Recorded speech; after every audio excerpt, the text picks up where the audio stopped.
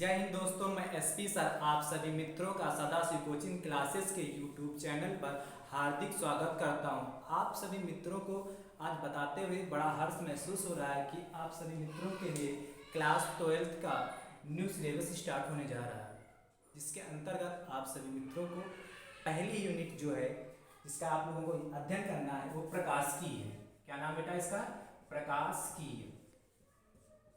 ये आपकी पहली यूनिट है, इसको इंग्लिश में कहते हैं ऑप्टिक्स।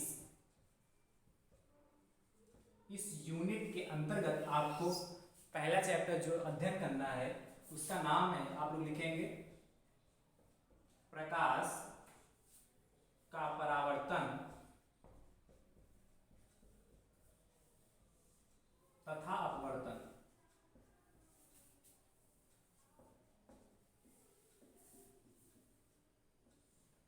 ये आपका पहला चैप्टर का नाम है, प्रकाश का परावर्तन तथा अपवर्तन। इसके अंतर्गत आपको अध्ययन क्या करना है? प्रकाश की ये यूनिट का नाम होगा। उसके अंदर पहला जो आपका लेसन है उसका क्या नाम है? प्रकाश का परावर्तन तथा अपवर्तन। इसके अंतर्गत जो आपकी पहली हेडिंग रहेगी प्रकाश, क्या रहेगी? आप जान लीजिए प्रकाश होता क्या है। अच्छा, प्रकाश को जानने से पहले आप लोगों को हम बताना चाहेंगे और आप दो लोग ध्यान भी रखिएगा कि ये जो आपका लेक्चर प्रोवाइड किया जा रहा है आपको बाकायदा नोट भी बनाने हैं, जिससे क्या रहेगा आपको जो अभी आगे पढ़ना, जब भी आपको आवश्यकता पड़ी तो नोट्स को पढ़ लीजिएगा और आपको क्या होगा, आसानी से उस चीज़ को आप पढ़ सकेंगे। इसलिए आप पेन कापी साथ में लेके चलें और जो जो यहाँ पॉइंट है, जो इसकी डिफिनेशन दिखाई जाएगी वो कापी पे आप नोट करते रहें, जिससे आपको आगे बार बार ये वीडियो देखना ना पड़े और आप इससे क्या है, समय की बचत हो जाएगी। और जब समय की बचत हो जाएगी तो क्या आप आसानी इसको पढ़ सकेंगे, कम समय में ज़्यादा सीख सकेंगे। इसलिए आप कापी पेन जरूर लेके बैठें, ठीक है। चलिए आज आते हैं कि प्रकाश के बारे में जानते हैं। प्रकाश को सीखने के पहले हम आप लोगों को बताना चाहेंगे कि आप एक ऐसे रूम की या कमरे की परिकल्पना करें जहाँ पे घनघोर अंधेरा हो। क्या हो? यहाँ पे घनघोर अंधेरा। बात समझ पा रहे हैं बच्चों?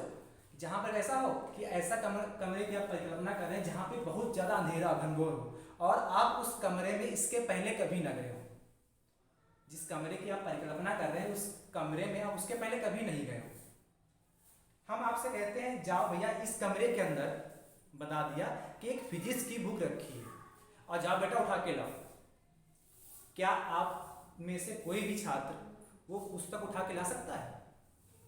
वो फिजिक्स की जो बुक हमने आपको लाने के लिए कहा उस घनघोर अंधेरे कमरे से, उस कमरे में जो अंधेरा है उसमें से लाने के लिए कहा, क्या आप लोग ला सकते हैं उसमें से? तो आप लोगों का जवाब क्या है? सर ऐसा तो नहीं हो सकता, हम उस घनघोर अंधेरे में हमको जब उसमें दिखाई नहीं पड़ रहा तो जब हम देख नहीं सकते सर, हम फिजिक्स की बुक लाएंगे कहाँ से? कैसे उठा के लाएंगे उसमें? हमको तो नहीं पता सर। अच्छा, कई खुराफाती बच्चे होंगे, उनके दिमाग में चल रहा होगा कि सर ऐसा तो हो भी सकता है और नहीं भी हो सकता है। तो मतलब हो भी सकता नहीं भी हो सकता, मतलब क्या कि सर हमारे यहाँ जब लाइट चली जाती है तो हमको पता होता, हम जाते हैं ये माचिस कहाँ रखी उसको उठा लेते फटाक से, या इन्वर्टर की बटन ऑन करनी उसको फटाक से ऑन कर देते जाते हैं। अंधेरा है निकल जाते हैं वहाँ पे बटन ऑन कर दिया, या हमको माचिस की डिब्बिया उठानी है उसको तुरंत उठा लें। बात समझ रहे हैं? तो कह मन में विचार आ रहा होगा कि लाइट नहीं, लेकिन तब भी हम अंधेरे में काम कुछ जो हमको अंजादा होता है हम वहाँ से कर लाते हैं। लेकिन हमने इसलिए कहा कि घनघोर अंधेरे कमरे की परिकल्पना करें और जिसमें आप कभी उसके पहले नहीं गए हो, क्योंकि आप जब उसके पहले उस कमरे में पहले नहीं गए होंगे तो उस कमरे में कोई वस्तु कहाँ पे रखी है आपको उसका कोई अनुभव नहीं होगा, और जब अनुभव नहीं होगा तो आप उठा के नहीं ला सकते। और घर में जो वस्तुएं रखी हो तो उनको क्या होता है, आपको पूर्व अनुभव होता है, आपको पता है ये वस्तु यहाँ पे है तो आप चले जाते हैं। वो वास्तव में वस्तु आपको दिखाई नहीं देती लेकिन आप लेके आ जाते हैं वहां से। इसलिए हमने क्या कहा कि अगर आप एक ऐसे कमरे की परिकल्पना करें जहाँ खूब अंधेरा हो, आप उसके पहले उस कमरे में नहीं गए हो। अच्छा, तो गए नहीं, आपको पुस्तक लानी है, हमने कहा बेटा पुस्तक ले आओ, तो पुस्तक लानी उस कमरे से निकल, कैसे लाएंगे? तो कैसे लाएंगे? जैसे लाने के लिए क्या करेंगे, जैसे ही आप, या तो आपके पास दो चीजें होनी चाहिए, दो क्या कई चीजें, जैसे लाइट है, आपके पास प्रकाश होना चाहिए। अब प्रकाश कैसे? जैसे आपने क्या किया, किसी मोमबत्ती को वहां पे जला लिया और मोमबत्ती को जलाएं, जैसे कमरे में गए तो जो अंधेरा था वो क्या प्रकाश में परिवर्तित हो गया। प्रकाश अंधेरा वहां से क्या होगा, लाइट आ गई और प्रकाश आ गया। बात समझ पा रहे हैं? या आप क्या बल्ब जला लिया उसमें का, बात समझ पा रहे हैं? तो जब या बल्ब जला लें या मोमबत्ती जला लें तो उसमें जो प्रकाश के माध्यम से हमारे वहाँ जो वस्तुएं रखी होंगी, पुस्तक ही क्या, जो भी वस्तुएं उस रूम में रखी होंगी, आपको आसानी से उस रूम से आपको वस्तुएं प्राप्त हो जाएगी और आसानी से आप फिजिक्स की बुक ला सकते हैं। अच्छा, इतना कुछ समझाने का मतलब हमारा क्या था? इतनी बड़ी थ्योरी बताने का मतलब क्या था? इतना सिर्फ व्यवहारिक जीवन से हमारा जोड़ना था कि प्रकाश होता कई प्रकार से है। समझ पा रहे हैं? तो यहाँ से निष्कर्ष नहीं निकला कि प्रकाश यदि नहीं होता तो हम फिजिक्स की बुक उस रूम से नहीं ला सकते थे। बात आई समझ नहीं? बच्चों बताओ भाई, यदि प्रकाश नहीं होता तो हम फिजिक्स की बुक उस रूम से नहीं ला सकते थे। यानी कि प्रकाश कुछ ऐसा, प्रकाश ऐसी ऊर्जा है जिसके द्वारा हमें क्या है, वस्तुएं दिखाई देती हैं। बात समझ पा रहे हैं? तो हम इसकी डिफिनेशन लिख लेंगे, शायद आशा करते हैं कि आप लोग समझ गए होंगे। ठीक है, डिफिनेशन लिखते हैं और आप लोग साथ ही में नोट करते चलिए। प्रकाश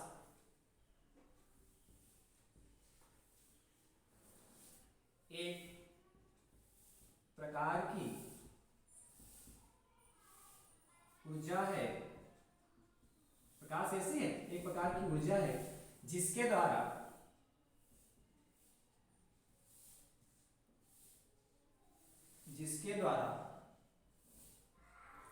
हमें वस्तुएं दिखाई देती हैं।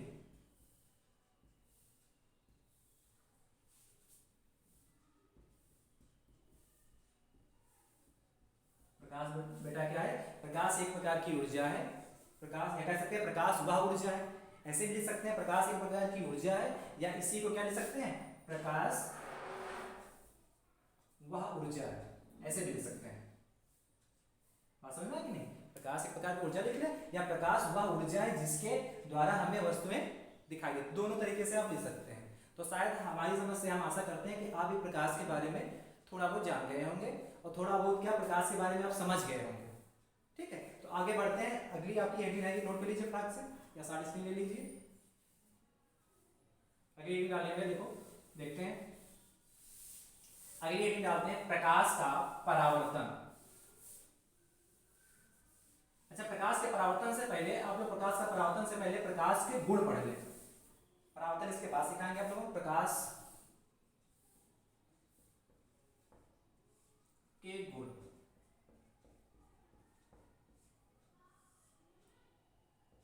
ठीक है। अब प्रकाश के गुण कौन कौन से होते हैं?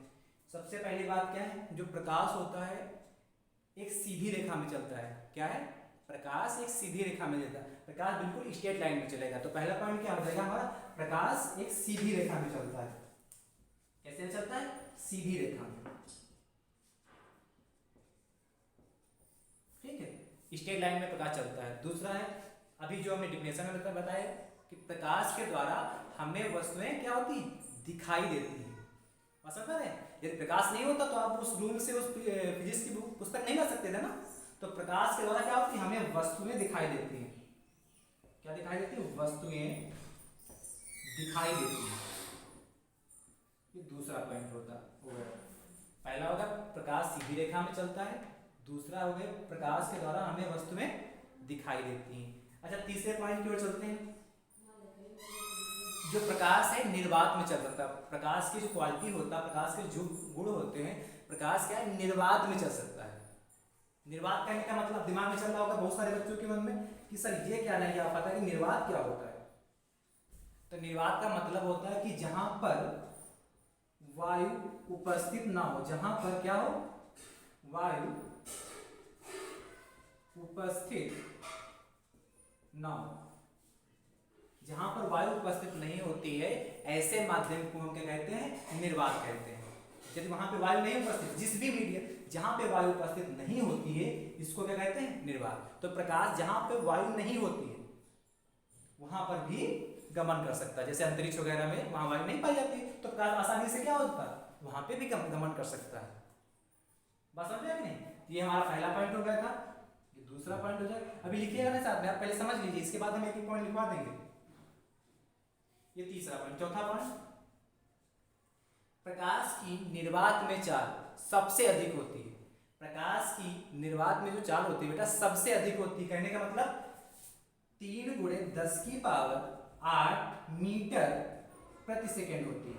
ध्यान समझेगा बेटा, प्रकाश की चाल निर्वात में सबसे अधिक होती, कितनी होती? 3 × 10⁸ मीटर प्रति सेकेंड। ठीक है, यानी कि प्रकाश जो चलेगा निर्वात में इस चाल से चलता है।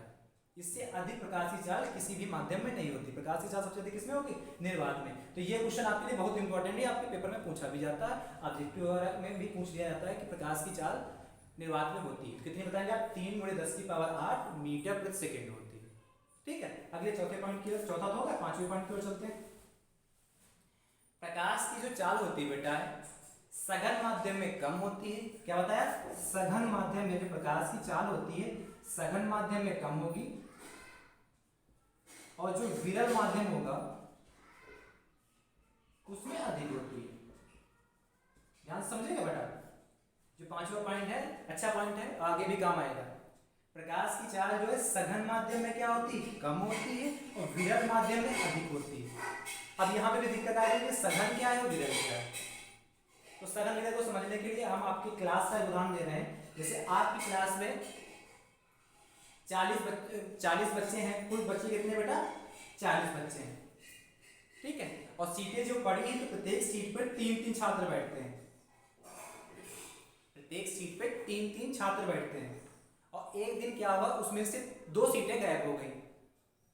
प्रत्येक सीट पे कितने छात्र बैठते हैं? 3 बैठते हैं, और उस रूम से 2 सीटें किसी कार्यवश बाहर निकाल ली गई। तो क्या होगा? 2 सीटें कम पड़ गई। तो यानी कि क्या होगा? 6 बच्चों के बैठने का स्थान खाली हो गया। खाली हो गया कि नहीं? 40 स्टूडेंट आपकी क्लास में टोटल थे, वो 40 स्टूडेंट मान लेते हैं क्या उस पूरी क्लास में जो सीटें पड़ी थी उस पर बैठते थे। कितने स्टूडेंट बैठते थे? 3-3 स्टूडेंट उस पर बैठते थे, और उस क्लास से 2 सीटें निकाल ली गई। जब 2 सीटें उस क्लास से निकाल ली गई तो क्या 2 सीटें खाली हो गई, और प्रत्येक सीट पर 3-3 छात्र बैठते थे। तो कितने स्टूडेंट खाली हो गए? 6 स्टूडेंट जो खड़े रह जाएंगे। लेकिन सर ने जब क्लास में सर आए उन्होंने कहा बेटा नहीं इनको भी एडजस्ट कराओ। तो सर ने कहा आगे वाली सीट पे सबको बैठा लो। अब 3 बैठते थे, आगे वाली 2 सीटें पड़ी थी, तो सर ने कहा 6 लोग बचे, 3 इस पे, 2 लोग इस पे एडजस्ट हो जाओ, 2 लोग इस पे एडजस्ट हो जाओ, या कहा 3 इस पे एडजस्ट हो जाओ, 3 इस पे एडजस्ट हो जाओ। बात समझते रहे ना? अब ये बात कहना सर पूरी क्लास में अलग अलग बैठा दें, इतनी सीटें एक इस पे बैठा दें, उस पे बैठा दें। समझने के लिए आपको थोड़ा दिमाग लगाना पड़ेगा। तो हमने क्या कहा, एक सीट पे 3 बैठते थे, अब ये 3 मान लेते एक सीट पे 3 बैठे थे। अब क्या क्या इसमें कितने बैठाने हैं? 6 छात्र बैठाने हैं ना। तो इसी में क्या हो जाएगा? 6 छात्र 3 बैठे थे, तो 6 बैठाने के लिए ये कुछ बढ़ेंगे आपस में, 3 थे और 3 और बैठा दिए, तो 6 छात्र बैठ गए हमारे। बात समझ में कि नहीं? तो उस सीट पे कितने छात्र बैठ गए? 6 बैठ गए। अब यहाँ पे कितनी है? 3 थी, तो एक सीट पे 3 बैठे हैं, और एक सीट पे कितने? पीछे वाली सीटों पे कितने बैठे? 3-3 छात्र बैठे हैं, और आगे वाली सीट पे कितने? 6 बैठते हैं। अच्छा, तो पीछे वाले में आराम से बैठे होंगे, जो 3 छात्रों के लिए सीट है, तो उस पर आराम से वो छात्र बैठे होंगे, उनको कोई दिक्कत नहीं हो रही होगी। जबकि इन छात्रों को क्या हो रही? दिक्कत हो रही है। अब ये क्या, क्योंकि घना घना हो गया ना, तो सघन का मतलब घना, घने भाग को क्या कहते हैं? सघन कहते हैं। अब इसमें क्या, इसलिए कहा प्रकाश की चाल सघन माध्यम में कम, क्योंकि ये घना है, और जब घना होगी तो उसमें प्रकाश को गुजरने में दिक्कत होगी। जो प्रकाश जिस रूप से इसमें से प्रकाश निकलेगा, जितनी तेजी के साथ उतनी तेजी के साथ इसमें नहीं गुजर सकता है, क्योंकि इसमें 6 छात्र हैं और पड़ोस में बैठे हैं। ठीक, बिल्कुल चिपक के बैठते हैं, और यहाँ पे क्या दूर बैठते हैं। यानी इसको क्या है, सघन का मतलब घना, देखो घने बिल्कुल चिपक के बैठे, और विरल का मतलब थोड़ा क्या गैप हो, विरल हो, उसको विरल कहते हैं। तो राइट, ये बात क्लियर हो गई? ठीक है, हमारी समस्या आप लोगों के बात समझ में आ गई होगी। चलिए अगले पॉइंट की ओर चलते हैं, छठा। ये सारे पॉइंट अभी आप लोगों को लिखवा देंगे। प्रकाश जो होता है विद्युत चुंबकीय तरंगों के रूप में चलता है। प्रकाश जो होता है विद्युत चुंबकीय तरंग होता है, या प्रकाश विद्युत चुंबकीय तरंग के रूप में चलता है, या विद्युत चुंबकीय तरंग होता है। क्या होता है? विद्युत चुंबकीय तरंग होता है, या विद्युत चुंबकीय तरंग के रूप में चलता है, ये कह सकते हैं। अब विद्युत चुंबकीय तरंगें क्या होती हैं? ये अब सवाल उठा होगा, मन में आ रहा होगा कि विद्युत चुंबकीय तरंगें क्या होती हैं? तो ये तरंगें वे होती हैं जिनमें क्या, जिनको संचरण के लिए किसी माध्यम की आवश्यकता नहीं होती। विद्युत चुंबकीय तरंगें वे होती हैं जिनके संचरण के लिए किसी माध्यम की आवश्यकता नहीं होती है, अतः ये निर्वात में भी चल सकती है। ऐसी तरंगें जो निर्वात में चल सकती हैं उन्हें विद्युत चुंबकीय तरंगें कहते हैं। क्या कहते हैं, उन्हें विद्युत चुम्बकीय तरंगे कहते हैं। तो आपके कितने पॉइंट हो गए, 1 2 3 4 5 और 6। आपने कितने पॉइंट सीख लिए, 6 पॉइंट सीख लिए। तो इन 6 पॉइंटों को नोट कर लेते हैं। आप शायद समझ भी गए होंगे। इसके बाद लिखना स्टार्ट करेंगे।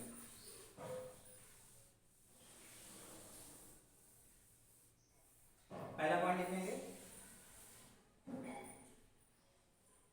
पहला पॉइंट, प्रकाश के द्वारा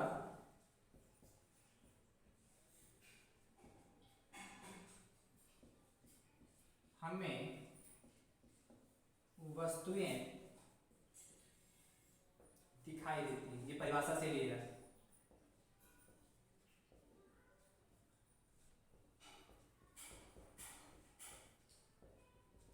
दूसरे पॉइंट को चलेंगे बच्चा, प्रकाश के द्वारा हमें वस्तुएं क्या करती हैं, दिखाई देती हैं। दूसरा पॉइंट, प्रकाश सीधी रेखा में चलता है, सीधी रेखा में चलता है या चल सकता है। प्रकाश क्या करता है, सीधी रेखा में चलता है। अगले पॉइंट को चलते हैं। तीसरा पॉइंट है, प्रकाश की,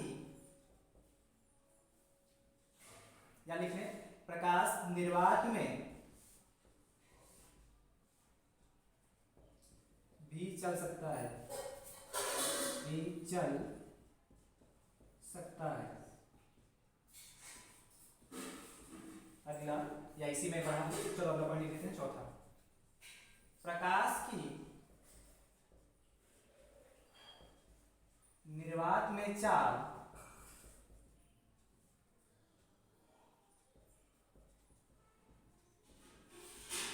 सबसे अधिक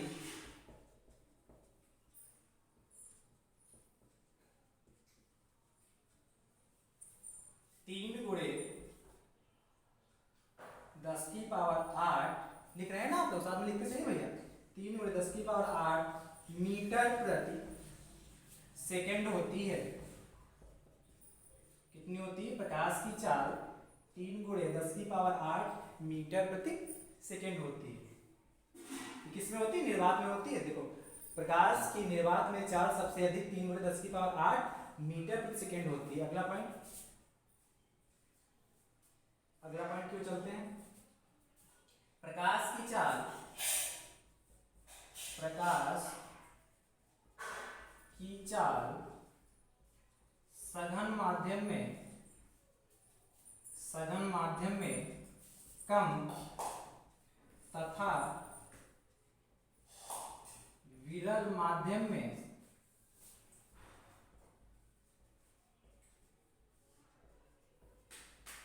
कम होती है। प्रकाश की चाल सघन माध्यम में अधिक तथा विरल माध्यम में क्या होती है बेटा, कम होती है। छठे पॉइंट चलेंगे, छठे पॉइंट की ओर। छठा पॉइंट है, प्रकाश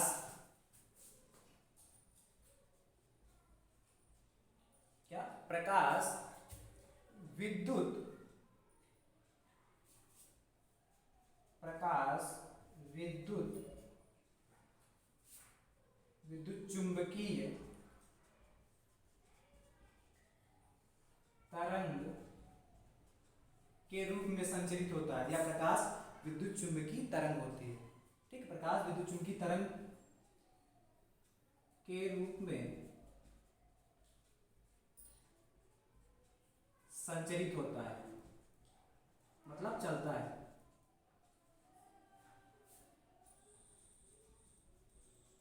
या कह सकते हैं प्रकाश विद्युत चुंबकीय होती है। प्रकाश जो क्या होता है, विद्युत चुंबकीय तरंग होती है। ठीक है, बात समझे। प्रकाश की चाल जो होती है, हमने बताया था, देखो यहाँ पे गड़बड़ लिख गया, प्रकाश की चाल सघन माध्यम में कम तथा विरल माध्यम में क्या होती, अधिक होती है। अभी आप लोगों ने बताया था ना, तो इसको सही कर लेगा भैया। विरल माध्यम में कैसी होती, अधिक, नहीं उल्टा लिख गया, प्रकाश की चाल सघन माध्यम में कम, नहीं सही है, विरल माध्यम में कैसी होती, अधिक। इसको सही कर लीजिएगा ना, प्रकाश की चाल सघन माध्यम में कम तथा विरल माध्यम में क्या होती, अधिक होती। तो आपके 6 पॉइंट हो गए हैं, एक पॉइंट और बढ़ा लीजिए। ठीक, एक पॉइंट और समझ लीजिए, दिखा दिखा पहले लिख देते हैं, साथ इसके ले लीजिए फटाक से, इसको क्या कर देंगे फिर रद्द कर देते हैं, ठीक है, साथ इसके ले लिया होगा, इसके आगे देखिए इसको रद्द करते हैं,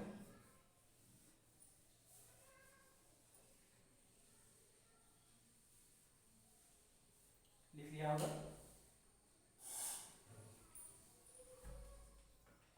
एक पॉइंट और लिखो, प्रकाश की तरंगदैर्घ्य,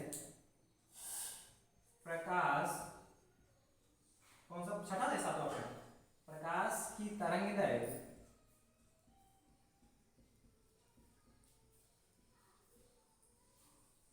प्रकाश की तरंगदैर्घ्य 3900 एंगस्ट्रॉम से, कितने एंगस्ट्रॉम से, 3900 एंगस्ट्रॉम से 7800 एंगस्ट्रॉम के बीच होती है।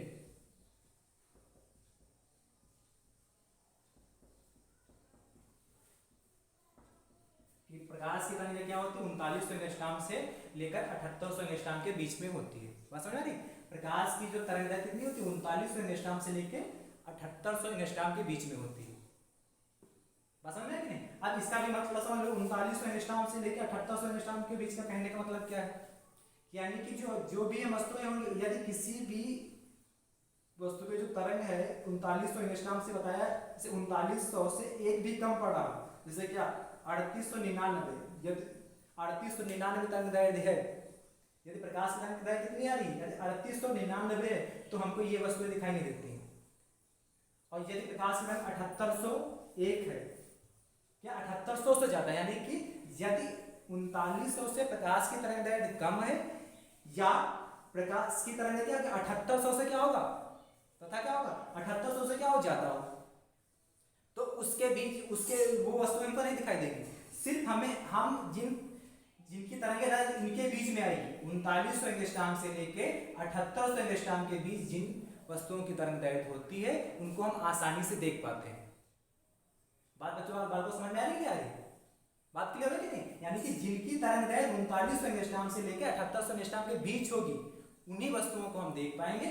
इससे कम होगा तो नहीं देख सकते, इससे अधिक होगा तो भी नहीं देख सकते। बात ये आप लोगों को समझ में आ गई होगी, ठीक है। जल्दी से नोट कर लो 7वें पॉइंट को और आगे चलते हैं। ये 7 पॉइंट आपके प्रकाश के गुण में आ गए, लिख गया होगा ना, चलिए ठीक है, 7 हो गए। तो ये आपके प्रकाश के गुण कंप्लीट हो गए। अगली हेडिंग डाल लें बेटा, प्रकाश का हेडिंग डालो फटाक से। अगली, प्रकाश का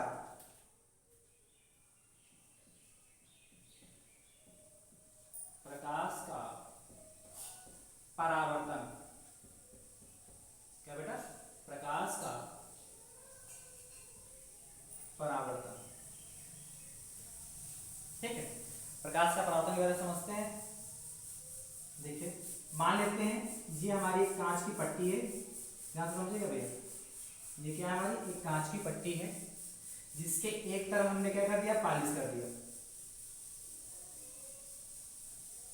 जैसे कि आप लोग क्या घर में यूज करते हैं, शीशा यूज करते हैं, वैसे यूज करते हैं। एक साइड में क्या होता है, अपना मिरर देखते हैं, प्रतिबिंब देखते हैं, और दूसरे साइड क्या होता है, पॉलिश होता है। पॉलिश ना हो तो हम अपना उसमें प्रतिबिंब नहीं देख पाएंगे। बात समझ पाएंगे नहीं। तो एक साइड में क्या देखते हैं, एक साइड पे क्या हमने पॉलिश कर दिया, इस निचले वाली जो ये लाइन खींची हमने, डिजाइन बनाई, उसको क्या है, पॉलिश कर दिया। और दूसरा जो कांच की पट्टी थी उसको क्या, परावर्तक बना दिया। बात समझ पाएंगे नहीं। अब इससे हम क्या करते हैं, एक प्रकाश की किरण आपतित करते हैं, ध्यान समझिएगा। इससे क्या किया हमने, एक प्रकाश की किरण आपतित की। बात समझ पा रहे, इसमें क्या किया हमने, एक प्रकाश की किरण आपतित की, और इस पे एक जगह में हम डाल देते हैं, ये हमने एक प्रकाश की किरण इस पे क्या किया भैया, आपतित किया। और जैसे प्रकाश की किरण आपतित करते हैं तो ये क्या होता है, इसकी सतह से टकरा के, दूसरी सतह क्या, कांच है, ये मान लेते हैं यहाँ का जो एरिया, इसको क्या मान लेते हैं, वायु। जो इसके पट्टी के ऊपर का जो एरिया है, इसको वायु, तो इसको पहला माध्यम कर देंगे। क्या कह देंगे बच्चा, पहला माध्यम कर देंगे। और नीचे की जो ये पट्टी है, ये कांच की है। बात समझिएगा बेटा, नीचे की पट्टी हमारी क्या है, ये कांच की है, तो ये दूसरा माध्यम होगा। भाई वो वायु हो गया तो पहला माध्यम होगा, कांच क्या होगा, दूसरा माध्यम होगा। हमने क्या किया, जैसे ही वायु से एक किरण, प्रकाश की किरण आई और क्या होगी, कांच की सतह से टकराई, यानी कि कांच की सतह कहने का मतलब क्या, दूसरे माध्यम से टकराई, तो क्या हो जाती है, पुनः उसी माध्यम में लौट जाती है, जिस माध्यम से आई थी उसी माध्यम, यानी कि किरण वायु से आई थी और वायु में ही लौट गई। बात समझ रहे कि नहीं? अब ये किरण क्या है, ये वाली किरण क्या है, इसका नाम भी कुछ होगा, तो चूंकि क्या किया, इसको क्या किया हमने, आपतित किया, इस किरण को बच्चा क्या किया हमने, आपतित किया, ध्यान समझिएगा। तो जब इस किरण को आपतित किया तो इसका नाम होता है बेटा आपतित किरण, ध्यान समझिएगा, इसका क्या नाम होता है, आपतित किरण। तो इसका नाम दे देते हैं क्या है, ये आपतित किरण है, लिखते हैं बेटा यहाँ, फिर लेना आपतित किरण, ये हमारी जो किरण है ये कैसी किरण है, आपतित किरण हो गई। अब ये क्या है, क्योंकि यहां से टकरा के क्या हो, परावर्तित हो गई, इसलिए कैसी किरण हो जाएगी, ये परावर्तित किरण हो जाएगी। तो इसको क्या कहेंगे, परावर्तित किरण, ये हमारी परावर्तित किरण हो गई, ये हमारी आपतित किरण हो गई, ये परावर्तित किरण हो गई, पसंद है। और इसको क्या कहते हैं, अभिलंब, भैया ध्यान समझिएगा, इसको क्या कहते हैं, अभिलंब कहते हैं। तो ये हमारी आपतित किरण हो गई, क्योंकि और ये क्या हो गई, परावर्तित किरण हो गई, ये अभिलंब हो गई। हमने क्या किया था, दोबारा समझिए, ये क्या, सबसे पहले कांच की पट्टी लिया, उसके निचली सतह पे हमने पॉलिश कर दिया और दूसरी तरफ क्या होगा, परावर्तक तल बन गया, ठीक है। अब हमने क्या किया, उस पहले माध्यम से एक प्रकाश की किरण क्या किया, दूसरे माध्यम में आपतित की, दूसरे माध्यम में क्या आपतित किया, यानी कि दूसरा माध्यम कांच थी, तो परावर्तन के पश्चात उसी माध्यम में लौट जाती है। तो इनको सबको जोड़ के डिफिनेशन बनाते हैं। देखो, जब लिखेंगे होता है प्रकाश परावर्तन, जब प्रकाश की किरण एक माध्यम से, एक माध्यम यानी कि पहला माध्यम, जब प्रकाश की किरण एक माध्यम से चलकर दूसरे माध्यम की सतह से टकराती है, ध्यान समझिएगा बेटा, जब प्रकाश की किरण एक माध्यम से चलकर दूसरे माध्यम की सतह से टकराती है तो क्या होता है, परावर्तन के पश्चात पुनः उसी माध्यम में लौट जाता है। एक बार ध्यान से और समझिएगा, बता रहे हैं, जब प्रकाश की किरण एक माध्यम से चलकर दूसरे माध्यम की सतह से टकराती है तो प्रकाश की किरण परावर्तन के पश्चात उसी माध्यम में लौट जाती है, या तो प्रकाश की किरण क्या होता है, पुनः उसी माध्यम में लौट जाती है। लिख लीजिए, पहले शब्दों में लिख लीजिएगा इसको, देखो कैसे हम लिख रहे हैं यहाँ पे, जब प्रकाश की किरण, जब प्रकाश की किरण, जब प्रकाश की किरण एक माध्यम से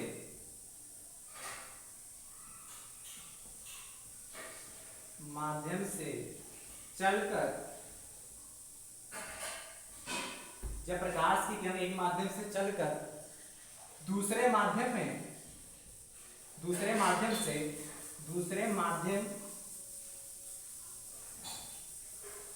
दूसरे माध्यम की सतह से टकराता है, जब प्रकाश की किरण, एक बार देखिएगा, जब प्रकाश की किरण एक माध्यम से चलकर दूसरे माध्यम की सतह से टकराती है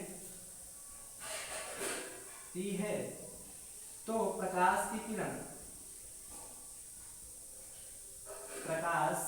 किरण पुनः उसी माध्यम में, कौन सा माध्यम जिससे आई थी, पुनः उसी माध्यम में लौट जाती है।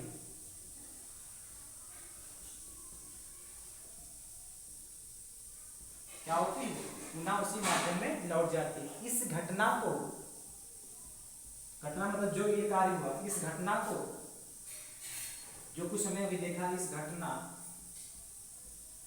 को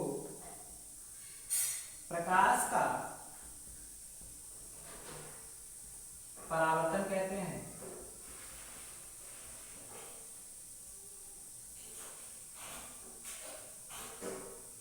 लिख लीजिएगा भैया, ठीक है, ठीक है। जब प्रकाश की किरण एक माध्यम से चलकर, जब प्रकाश की किरण एक माध्यम से चलकर दूसरे माध्यम की सतह से टकराती है, जब प्रकाश की किरण एक माध्यम से चलकर दूसरे माध्यम की सतह से टकराती है तो क्या होता है, प्रकाश की किरण पुनः उसी माध्यम में लौट जाती है, जिस माध्यम से आई, जैसे वायु से आई तो वायु में ही चली जाएगी। ठीक, जल्दी नोट करो इसको, 60 स्क्रीन ले लो क्लास से। गया होगा ना। आगे बताते हैं, हो गया भैया ना। चलो आगे देखते हैं।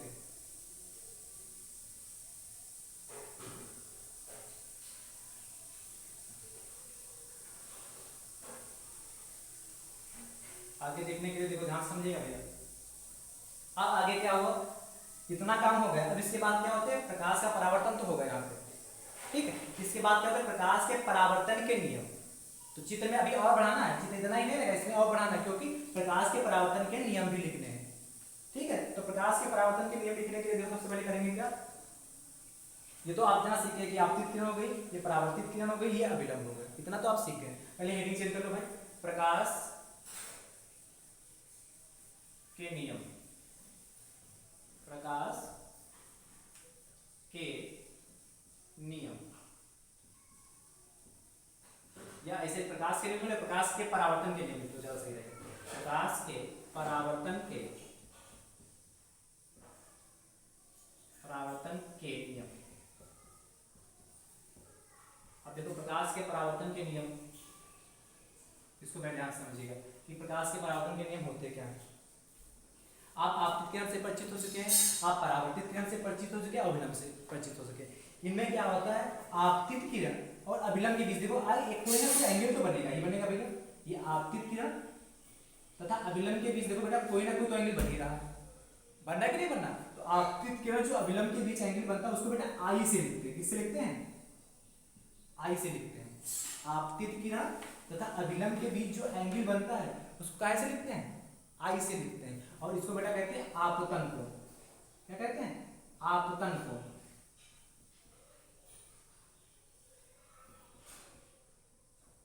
ध्यान समझिएगा बेटा। तो क्या कहते हैं, आपतन कोण कहते हैं। आपतित किरण तथा अभिलंब के बीच जो एंगल बनता है उसको आई से प्रदर्शित करते हैं, उसको क्या कहते हैं, आपतन कोण कहते हैं। तथा परावर्तित किरण तथा अभिलंब के बीच जो एंगल बनता है बेटा उसको आर से प्रदर्शित करते हैं। किससे प्रदर्शित करते हैं, आर से प्रदर्शित करते हैं। और इसको क्या कहते हैं, परावर्तन कोण। परावर्तन कोण, ठीक है।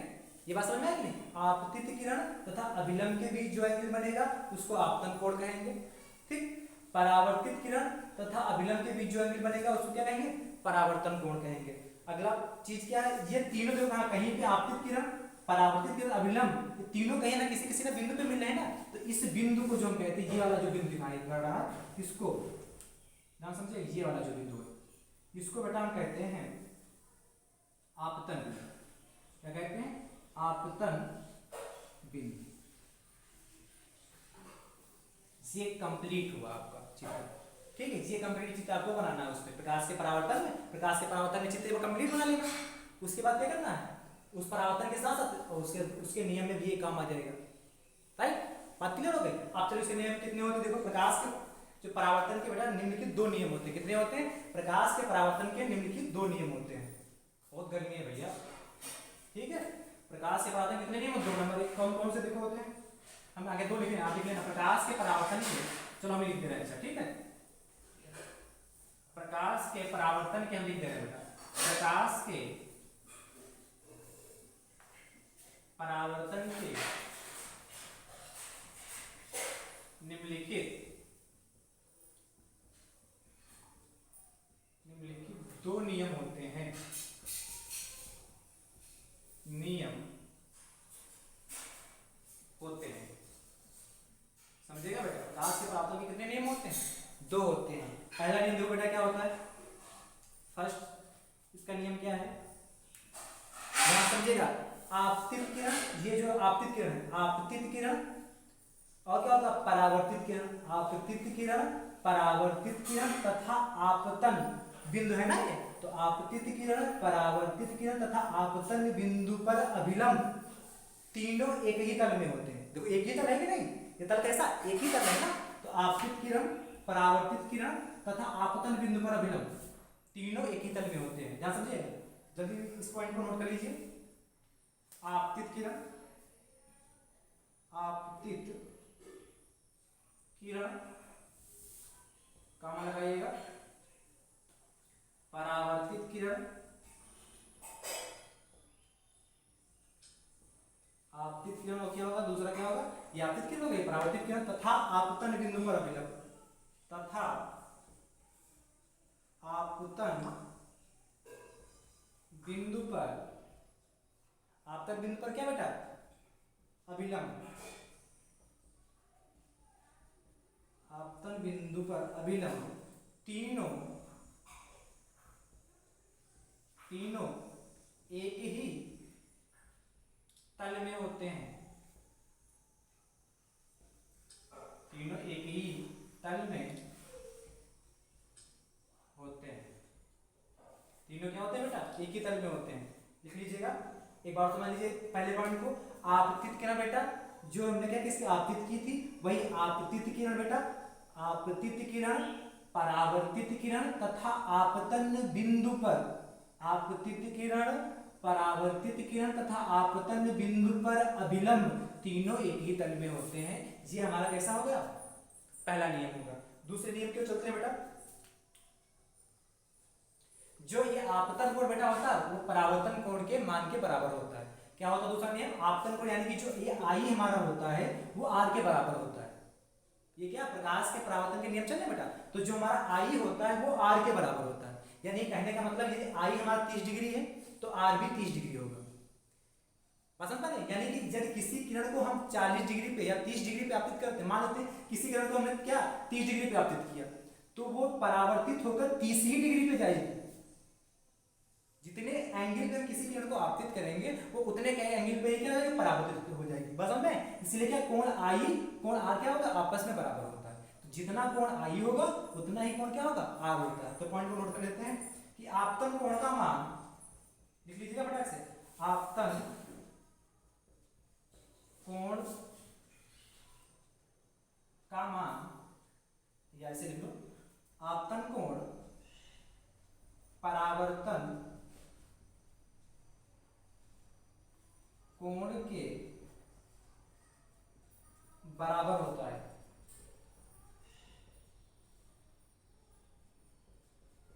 बहुत अच्छे से पॉइंट, सुंदर पॉइंट है ना, आसान भी है, समझ गए होंगे हमारी समझ से। ये आपतन कोण का मान जो होता है क्या है, परावर्तन कोण के बराबर होता है। यानी कि जितना आपतन कोण का मान होगा उतना ही, और उतना ही क्या होगा परावर्तन कोण का मान होगा। आपतन कोण को कैसे लिखते थे, आई से, इसलिए क्या होता है लिखेंगे इसको कोण आई बराबर बेटा कोण किसके, आर। आई होप कि आप सभी लोग क्या हो गए, ये चीज आपके समझ में आ गई होगी।